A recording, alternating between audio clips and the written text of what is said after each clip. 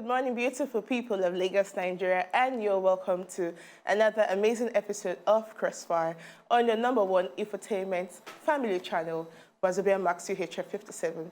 My name is Aga Ineshoma, and it's Friday. Thankfully, we all get to rest today.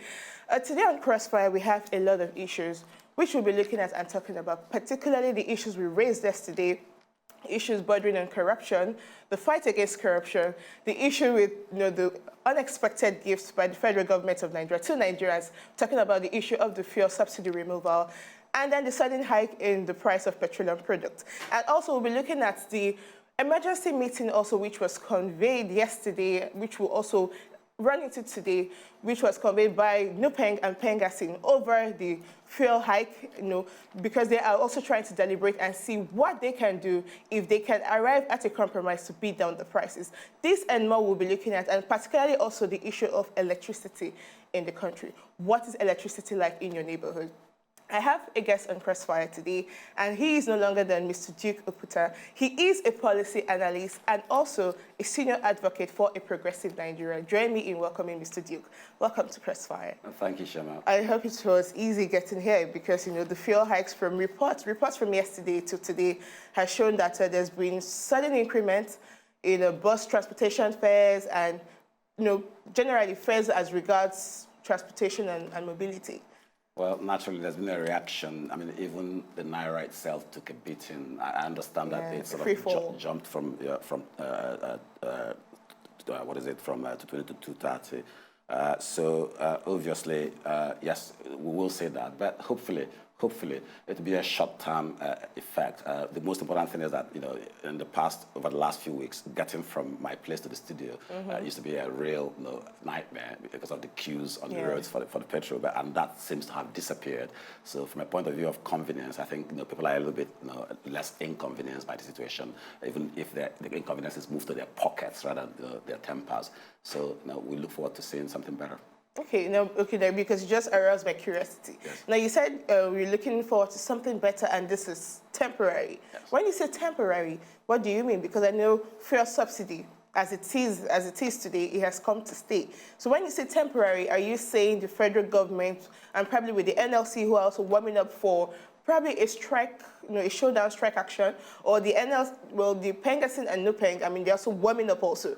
Are you saying that they may all arrive at a compromise with the federal government to removing or dropping down the prices? I don't know. When you say temporary, what do you mean exactly? Well, basically, the government has brought in the removal of subsidy is one thing. The actual fixing of the price at which the subsidy is a totally different thing. And it seems to me that the federal government has done the fixing of the price, and therefore their own perception of the level of subsidy quite independently and unilaterally without carrying NUPENG or indeed the Nigerian public along with them. And hence, there's going to be some jostling, and the meetings are designed to trash out, I think, exactly what and why the price is fixed at 145. And there's absolutely, I don't think there's very much, issue, any issue really at the moment with many people regarding subsidy. The key question is how much is the subsidy and what sort of prices should we see increases take us to. Now, I would have expected personally that the removal should have been done in stages. Now I think you agree with me, because we also had this issue yesterday with the timing of the whole subsidy removal. Is it good or is it wrong? But then we'll get back into the discussion proper. Sure. And also we'll also try and attempt to communicate also with the president of NUPENG, Comrade Igwe Achize, to also let us know what the position of NUPENG and PENGASSAN is on this matter. This stick around, this is still Crossfire. We'll go on a short commercial break. We'll be right back.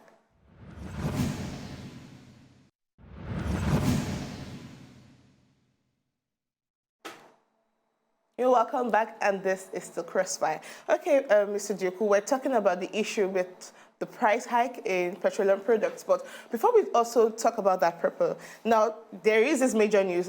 I'm pretty sure everybody probably has heard about the Niger Delta Avengers group, which is a militant group, and they came out yesterday to issue a 2-week ultimatum to all oil companies operating in the Niger Delta region to shut down operations.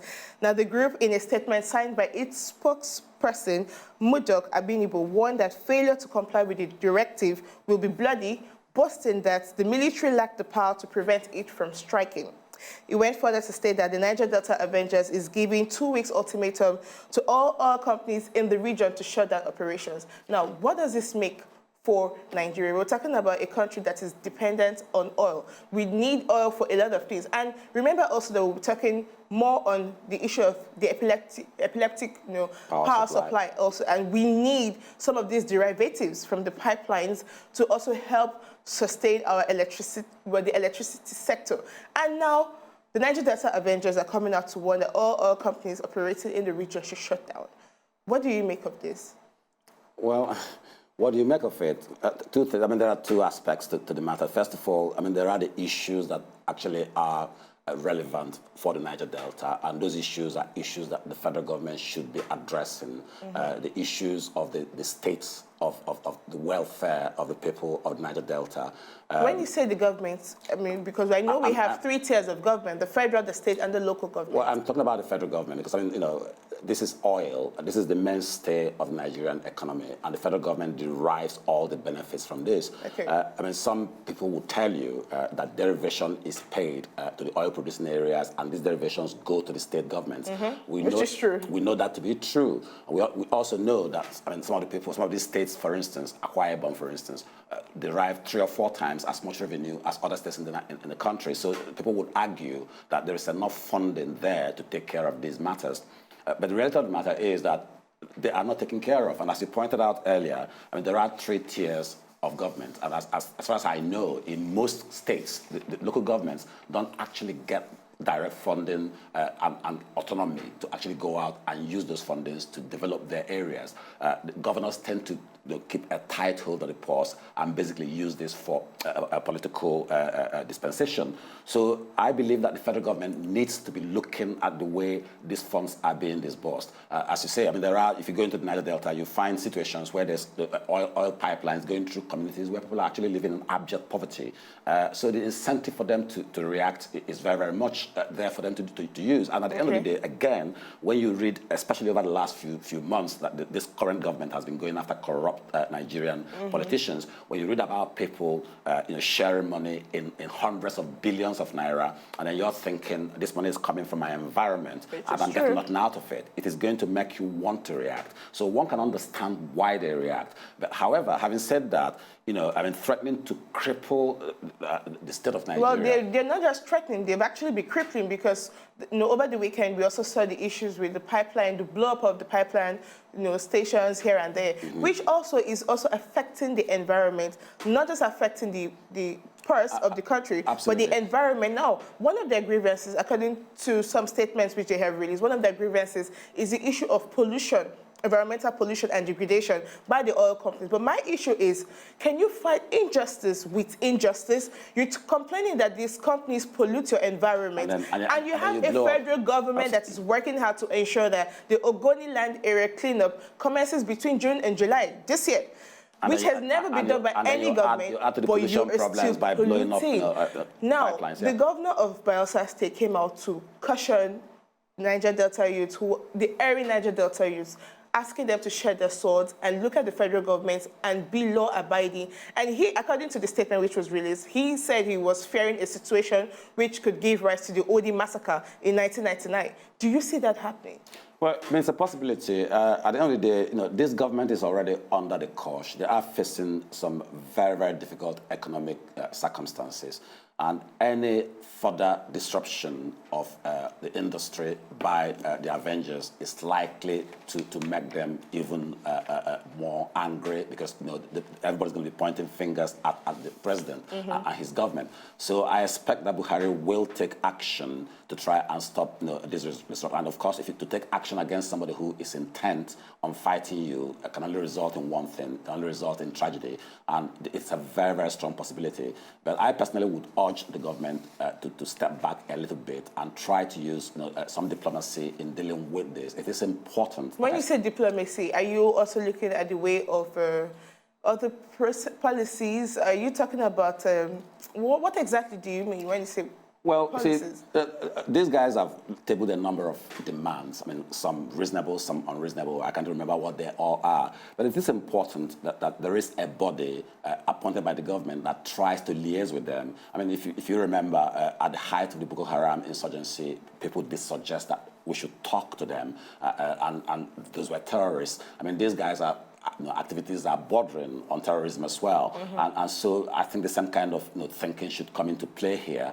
Maybe we should talk into them and trying to basically reason with them regarding... My issue is, why should this be a burden for the federal government? Because if you look at the geographical landscape of Nigeria, virtually every region had their certain problems and issues. You look at the eastern part of the country, you have the issue of erosion, which is really causing a lot of trouble. Yes. And if the government doesn't pay attention to it, we may have massive natural disasters in these areas in the next couple of years to come. Right. So are you saying that the federal government has to look at, the Yoruba, the western part of the country, look at the problems in the northern part of the country? Don't you think the federal government will be so overwhelmed?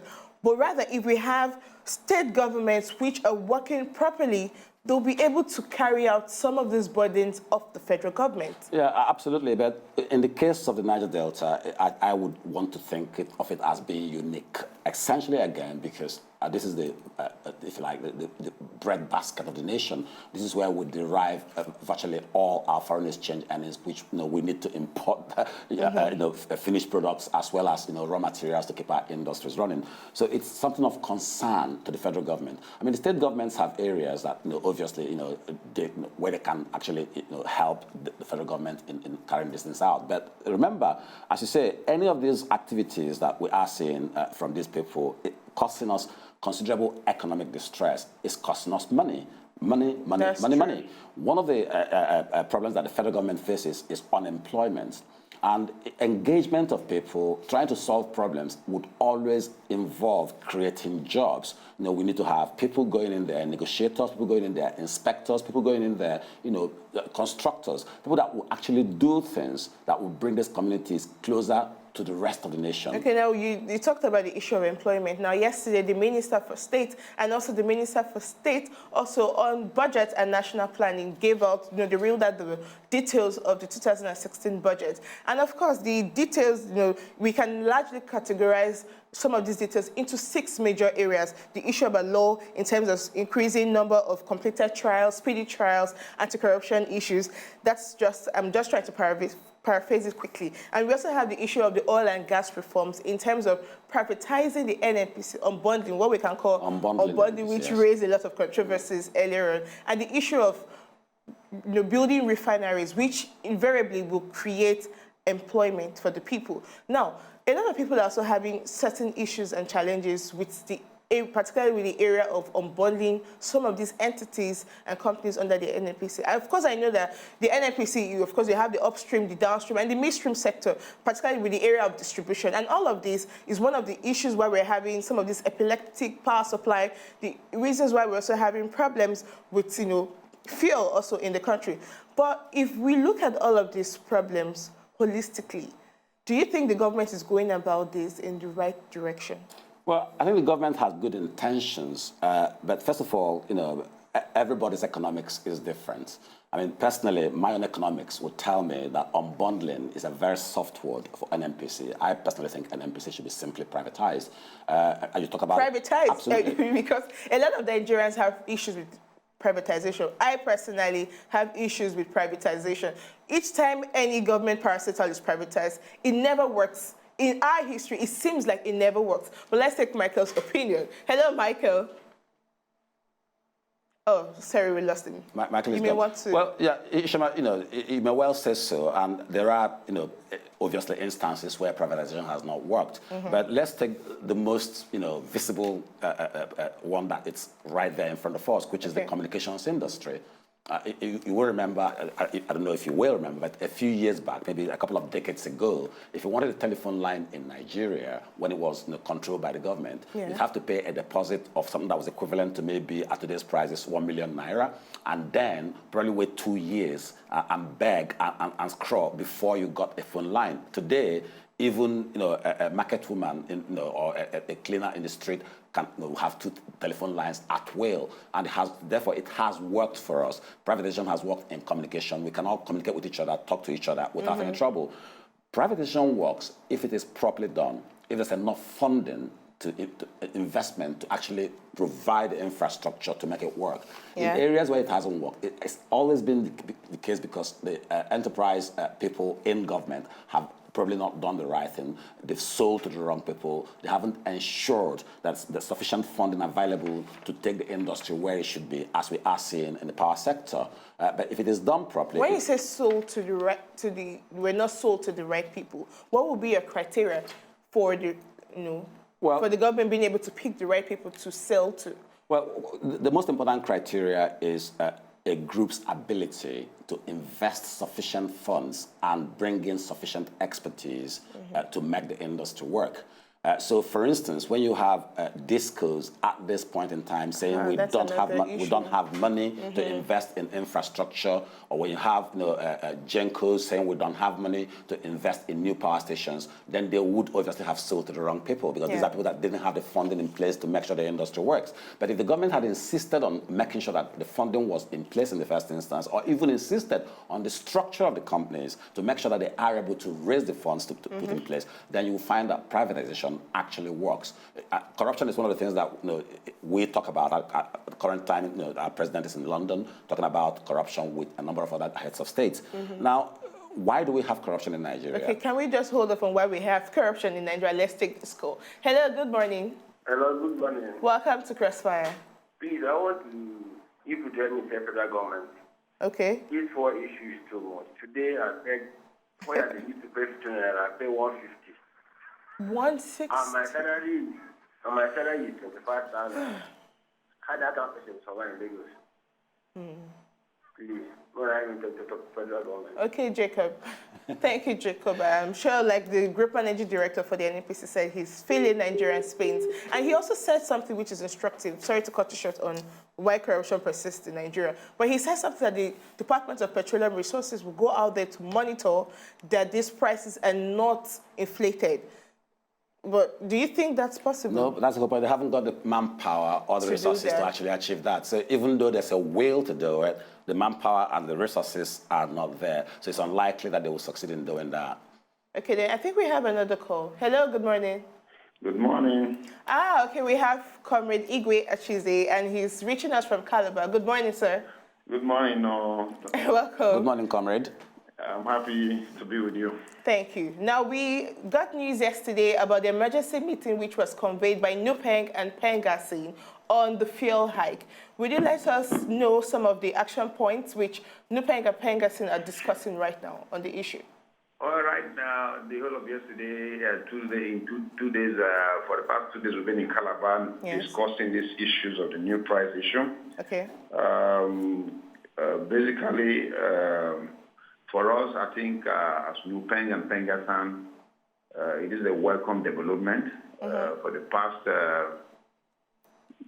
8 years, we've been on this issue of the regulation of the downstream sector and to open up the market, for investors to begin to play the needful, and government to perform the regulatory roles that they are supposed to play and focus on the domestic production capacity, building up the domestic capacity in terms of rehabilitating our refineries and then building new refineries as well. Yeah. And that can also sustain the demand positions in the country. Wow. Okay, so far, has there been any deliberate or any concrete action plan resolved? Yeah, we have. We are also having a joint council meeting today. Okay. In the resolutions we so far reached is we welcome the development of deregulating the sector. Okay. We welcome the removal of subsidy because we cannot continue to afford to deregulate and make few Nigerians to be more richer, even the country as it is today. Yeah. We cannot afford to continue in this aspect of creating hardship on Nigerians because of the availability of product and the current challenges we are facing in economic environment. We have said that the government should be able to look at the infrastructures of the refineries to see how they can rehabilitate them. Okay. We have also said that the National Assembly should react quickly as possible to see that the PIB is being passed. Okay. We have also requested in our MOU that will be read out this afternoon in our press conference that government should quickly move into negotiation of the minimum wage for Nigerian workers. Okay. To see how we can also sustain and continue in economic activities. And we have also requested that the revenue that will be accruing from the removal of subsidy or that has been earlier been marked or they've been paying into individuals' pay pockets in terms of subsidies and so on should be diverted into an investment environment that can create job opportunities for Nigerians. Okay. And develop the necessary economic infrastructures in the nation. I think these are the key issues we have also looked on.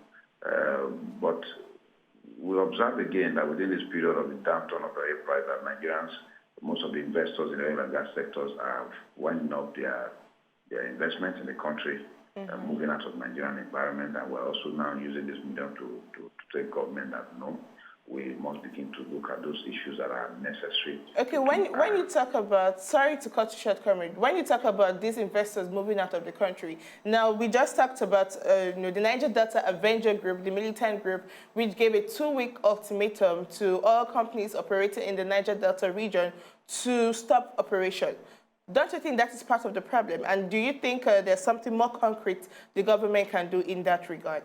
Of course, government owns a responsibility to secure lives and properties, inclusive investments that are around our shores of this country. When you see those kind of threats, we think government should take these two threats very serious. Should that include action? Yeah, military power? Action.